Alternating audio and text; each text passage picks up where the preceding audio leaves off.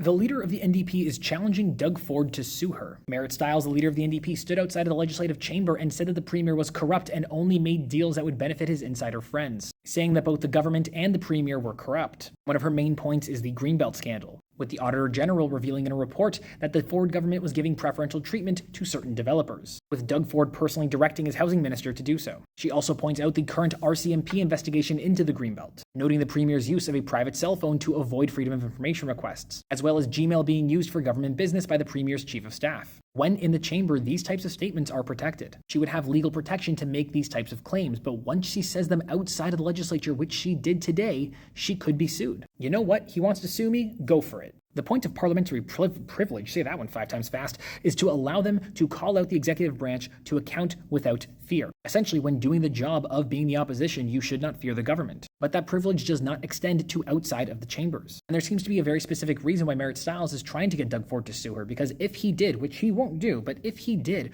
more information would probably come out in the proceedings about the Greenbelt. So while yes, this is a bit of posturing, I think she makes a good point. If Doug Ford wants to prove that he's not corrupt, he has the legal capacity to do so, but he probably won't. It's the same reason that he never sued the Globe and Mail for this article, where they exposed Doug Ford for formerly being a hash dealer. You know, typical premier stuff.